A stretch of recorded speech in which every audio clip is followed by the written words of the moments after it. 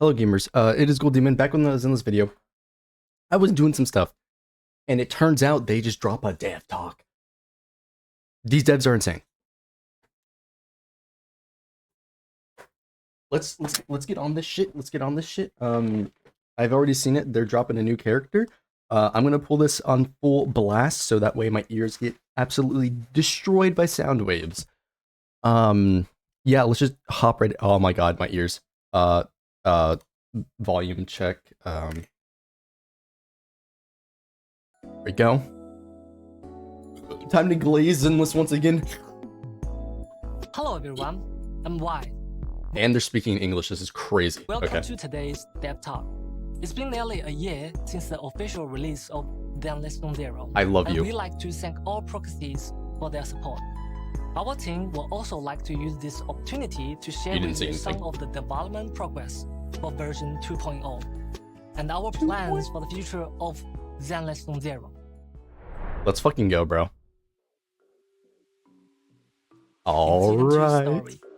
We will follow the protagonist to a unique area within New Eritol, Wi-Fi Peninsula, which will be the main stage for the story of version 2.0. I'm not gonna lie. Wi-Fi Peninsula is a district of the Throne Quarter, near the Lemnian Hollow. The earlier settlers of this region were tasked to monitoring the highly volatile Lemnian Hollow, and the name Wi-Fi is derived from the Cantonese characters for protect and anomaly. From the phrase oh wait, they have it at the bottom. Protection from the anomaly called the Hollows. Later, an outpost was established which then became the city area Phalium Heights. Phalium Heights was built at the top of a cliff, overlooking the bay with its beautiful scenery. This is also an area rich in porcelain, a precious material that's highly resistant to ether corruption. Mining and processing porcelain has thus become the core industry of Wi-Fi Peninsula. Behind this massive industry and its profits, however, lies a tangled mess of factions. Here, we'll gradually unravel the clues we planted throughout the story this fall. For example, Sarah's true plans behind the sacrifice and the bringer incidents, the conspiracy behind the mysterious exorcist, and the truth behind the fall of the old capital. We're getting into some cult stuff now. Let's go. Meanwhile, our protagonists will encounter agents from various factions and embark on brand new adventures. For example, that way seeker with yellow cape we saw earlier is none other than Yixuan. What do you mean we saw earlier? This is the first time you showed her off, bro. Bro. We saw her bird, but brand new adventures. Holy fuck. For example, that way seeker. Bro. Gas. With yellow cape we saw earlier is none other than Why does this remind me of the unknown goddess? Yixuan, the current leader of Yunhui Summit. Listen, I might be upset that I just pulled, but I'm so glad 1.7 is an easy skip. She will make her debut as a key character. I'm probably gonna pull reruns though. As the story unfolds, the protagonists will gradually uncover her mysterious past. Dude, she's cool. And become a new disciple of Yunhui Summit. Yixuan will become our steadfast support and guide us in her craft as our mentor, helping us explore the hollows directly. Beside Yixuan, who oversees Yunhui Summit, the defense forces squad that we all familiar with, as well as the previously revealed idol faction Angels of Delusion. Oh my god, yes, we're getting these. Dude, please tell me Sunbringer's anniversary. We prepared a season 2 teaser trailer. I think it's too early. On April 13th. But more information about the various factions will also be revealed then. It's gonna, dude 2.0 looks so gas. For the content direction of season 2, we will not just be simply adding more characters and areas. We've been taking feedback from our proxies very seriously and incorporated this feedback into our design philosophy, making an adjustment from the ground up. I'll be sharing some of the results with you all during the program. What do they mean by that? The most noticeable change is in the map design. we've completely revamped the entire map experience. Dude, and integrate the residential areas with compact why can other providing games not do this? And engaging gameplay experience for properties. First, let's talk about the design of the main city area, Beilong Heights. We made the area much larger to ensure comprehensive city functionality while allowing for potential. Okay. So I know people aren't going to understand this, but this is one of the things that I always go crazy about for video games is how the cities are never proportional to the actual people living there. Thank you for actually doing it.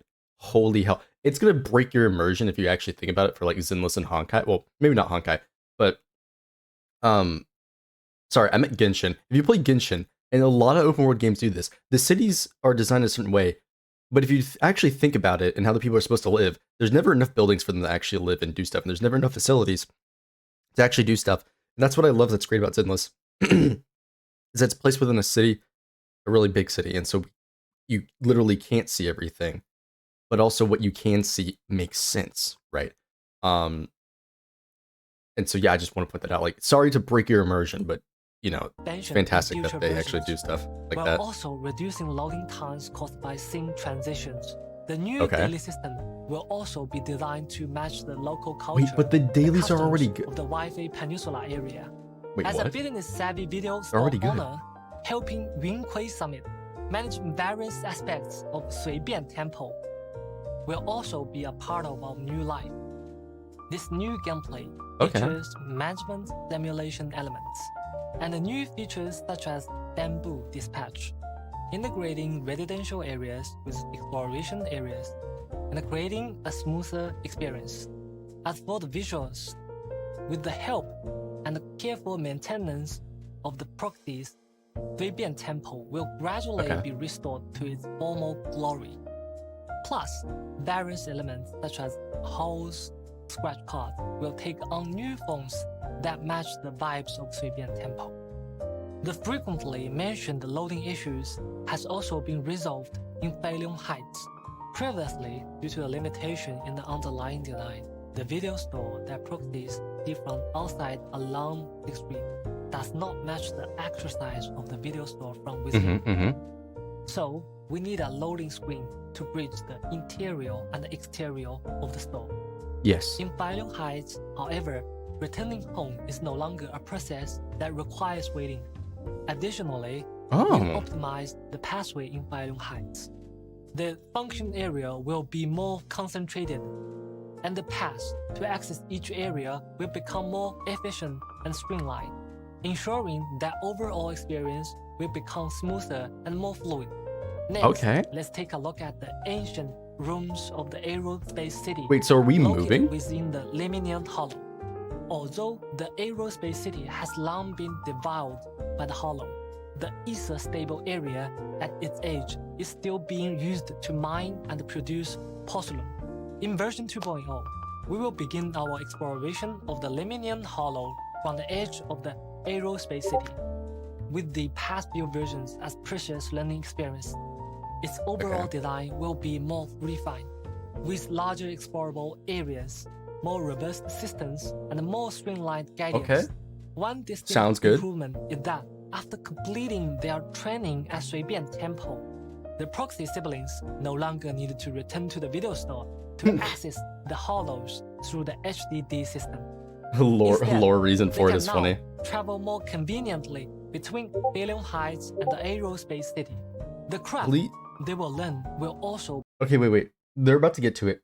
Please tell me that we are changing the way... Like, one of my biggest issues, it's a UI thing, is teleporting from place to place. Sorry, my Discord thing is still on. I gotta fix that. Holy hell, can you stop fucking typing, people? My apologies. But one of the biggest issues is the system that they use for like teleporting from location to location. It's terrible. It needs to be changed to a grid system. I hate having to scroll through everything and so on. Yeah, it's just holy.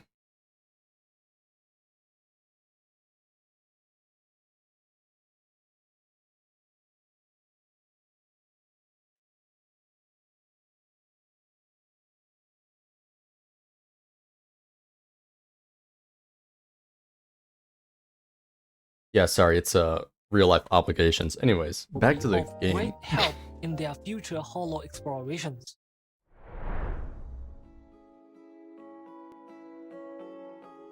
While we've added new areas, the travel system wasn't just simply expanded upon. In Season 2, we've redesigned the travel system. Let's go. Please be a grid system. From the original sliding area selection system to a larger map format. We're also improving the a map experience. system. We also added a mini-map to the interface, along with the navigation features. Proxies can now select their destination more quickly and gain a clear That's just as good, if not better. Of new Eridu's geographical layout. Regarding plot structure, we've also noticed that since special episodes and facing stories are relatively independent story units, the current narrative structure results in weaker connections between plot points. This was something specifically in 1.6 that was an issue. In future versions, we will merge special episodes and facing stories together, putting more focus on developing the connection between the various agents and the main storyline. This was specifically an issue that they had with 1.6 is because there was literally a part in 1.6 where it's like, go play Ambi's story, and it's like, what? Like, it just full stop, like, go play. Like, it was an issue, but like, glad to hear that they're like, yeah, we messed up. Deepening the proxies environment, we will also steadily update the main storyline with each version, while ensuring that we do not compromise on its narrative quality. In addition to ongoing gameplay improvement, our team has also been constantly exploring the idea of bringing Zenless Non-Zero to users on more platforms. What I can reveal right now is that Zenless Non-Zero is being prepared for launch on the Xbox platform. We'll share more info with everyone during the upcoming Xbox live stream. Yeah, they're adding it to Xbox, which I don't expect anything, but you know, seems nice. Diminishes the presence of the characters other than the main DPS. What should be a 3-person tactical squad feels more like a solo operation. So for the character combat design in Season 2, we will enhance the functionality and performance of non-DPS characters. For example, when agents are switched out, they can still remain on field and contribute to combat. Thus, there's a visual indication of their combat performance. While not just talking about design. Player's control of the on-field agent. Another possibility is adding new attack and defense mechanics for enemies. Specific moves might require specific counter strategies that require teamwork from different characters in your squad. Or in certain special combat areas, enemies can gain certain advantages through specific conditions. Of course, some of these are just preliminary ideas, while others might make an appearance in the version 2.0 special program. However, the ultimate goal of what is this character gonna do? Is to enhance overall synergy between characters, elevating both combat and visual experience to the next level. Okay, interesting. To sum up, in our future development plans, we are aiming to optimize events in 3 aspects. First, we'll continue improving on existing game modes, such as Grand Muscle Adventure, Bamboo vs. Ethereal, and so on, to make them more fun for players. At the same time, we'll be rolling out more exciting new gameplay. Interesting. In future versions, we might see casual duels between bamboos, or even get to control a giant bamboo in combat. Besides events featuring our adorable Bro, we're about to get to early character planning. It's gonna look great. Some slow-paced, relaxing events to enrich Proxy's everyday life outside of the main story, such as spending joyful moments with agents at Hot Pot restaurant, movie theaters, and more. We also hope that beyond the intense and thrilling combat events, players can also take a breather to enjoy the lighter story events. Okay. Every character is the result of our team's blood, sweat, and dedication. Our team Wait, are there any plans in future versions regarding characters released earlier in the game? Has put in quite a bit of effort to that mean like ensure buffing Ellen? Are relatively future-proof and have long-term value. Oh my god, wait. Showcasing a character's charm isn't just about mindlessly beefing up their stats. while maintaining each character's unique Wait, I was traits, joking. We will strategically enhance their unique traits, rather than just simply boosting their damage output. For example, we'll supplement or even rework certain skills and their effects, tailoring them to each character's experience. Besides that, we'll also consider each character's role very seriously. While strengthening the characters, we will also take into consideration their compatibility with other characters in future versions. In terms of storytelling, wait, so are they gonna buff characters? Even those have already been released, can showcase their own unique charm. In version 1.7, for example, we'll get to see quite a few scenes I'm confused. and Hugo. These interactions are crucial for the character's emotional investment in the long run. We hope that every character can find a purpose that belongs solely to them in different corners of New Everton.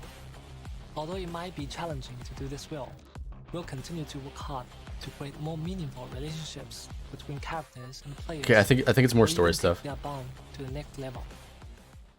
Okay.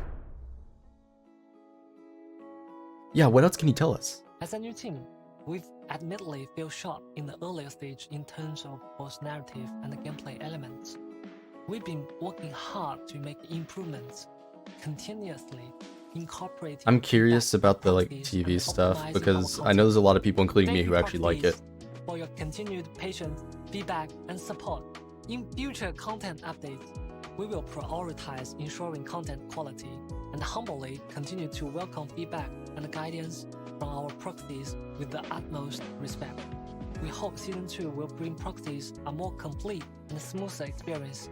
If you encounter any issues with gameplay experience, we hope you will share more feedback through the official community channels. Your feedback and suggestions are crucial for our future content development. See you next time. All right. That wasn't as crazy as I was hoping for, but there are some interesting developments now, right? Very interested to see what they're actually going to bring with this, right? Because they talked a lot about, future optimizations and again, future things like the combat design. And this is the one that I'm confused about mostly. I don't think it was very clear. We will enhance the functionality and performance of non-DPS characters. For example, when agents are switched out, they can still remain on field and contribute to combat. I mean, what he's saying here is he's saying the design of stunners and stuff is going to be a bit different, right? Which is pretty decent. The player's control of the on-field agent. Another possibility is adding new attacks go down here. And have long-term value. Long-term value. The character's charm isn't just about mindlessly beating up their stats. While maintaining each character's unique traits, we will strategically enhance their unique traits, rather than just simply boosting their damage output.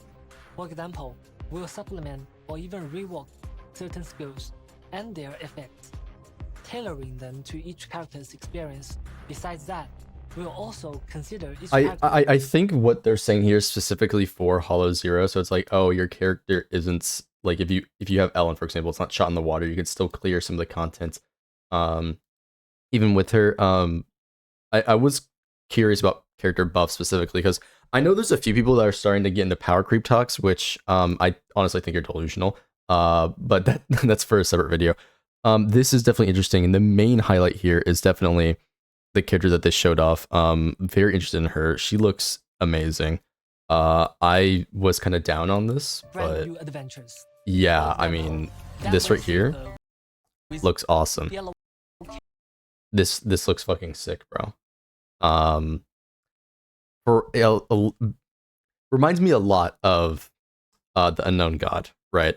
Or was it I forget what her name is, but it's the Hersher of the Void, right? Honkai Beck 3rd.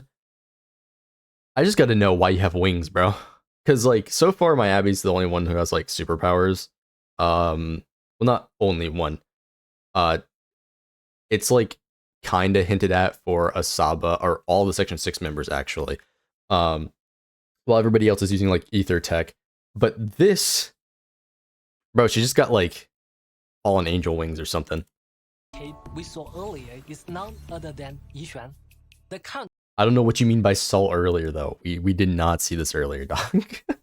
We definitely did not see that earlier. I want to see if there's anything on Hoyo Lab that is like new information. Do they do like a post about this? Because typically they do have these posts related to the actual thing. Maybe it'll be later. Who knows? I need this off my homepage, dude. Holy. Happy birthday, Seth. Seth, me boy. There's this dev talk post. Let's pull that up. I think it's just gonna be a link to the other post, though, to be honest with you.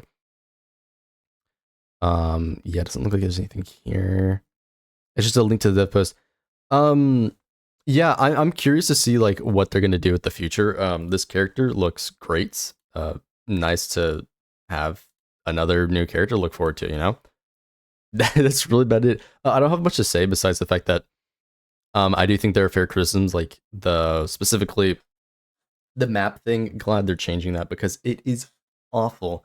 I think the new character designs are pretty epic, right?